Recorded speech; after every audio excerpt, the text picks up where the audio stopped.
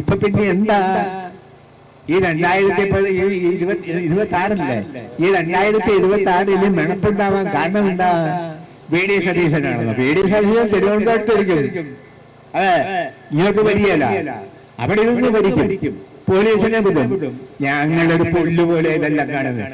പോലീസിനെ പുല്ലുപോലെ കാണുന്ന ഞങ്ങള് പിന്നെ ഫോറസ്റ്റുകാര് കതറ് വലിച്ചൊന്നുകൊടുന്ന് ഫോറസ്റ്റുകാരെ ഞങ്ങൾ ഉപയോഗിക്കുമോ?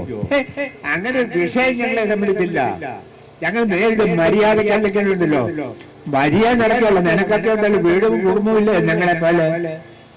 ഭാര്യയും കുട്ടികളും ഒക്കെ ഇല്ലേ? ഇവിടെ ജീവിക്കണം. അമരാവതിയിലും. ഈ വീഡിയോ കണ്ടില്ലേ? വാ തുറന്നാൽ ചീത്ത വിളിക്കലാണ് അദ്ദേഹത്തിന്റെ മെയിൻ പരിപാടി. ഇത്തവണ സർക്കാരിനും വനം വകുപ്പ് ഉദ്യോഗസ്ഥർക്കുമെതിരെയാണ് ഭീഷണി മുഴക്കിയത്. ഇടുക്കി കഞ്ഞിക്കുഴിയിൽ റവന്യൂ ഭൂമി വനം വകുപ്പ് കയ്യേറുന്നുവെന്നാരോപിച്ച് കർഷക സംഘം നഗരംപാറ റേഞ്ച് ഓഫീസിലേക്ക് നടത്തിയ മാർച്ചിലായിരുന്നു MM മണിയുടെ രൂക്ഷമായ പ്രതികരണം.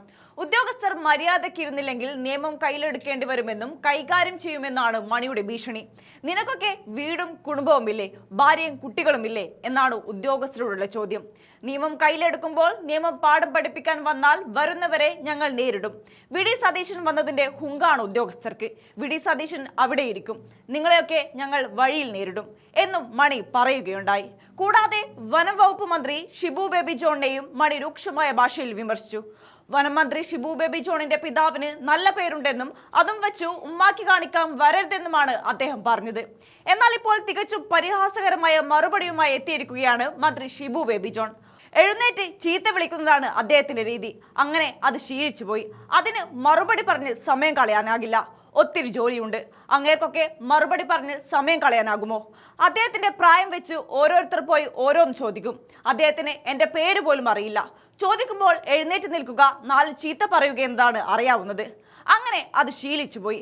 അതിന് മറുപടി പറഞ്ഞ് സമയം കളയാനാകുമോ എന്നാണ് മന്ത്രിയുടെ ചോദ്യം. ആ വീഡിയോ ഒന്ന് കണ്ടു നോക്കാം. അങ്ങനെയൊക്കെ മറുപടി പറയാൻ ഞാൻ പറഞ്ഞ പുള്ളിയുടെ ഇന്നത്തെ ഒരു ഈ പ്രായവും ഇതും വെച്ചുകൊണ്ട് ഓരോരുത്തർ പോയി ഓരോന്ന് ചോദിക്കും.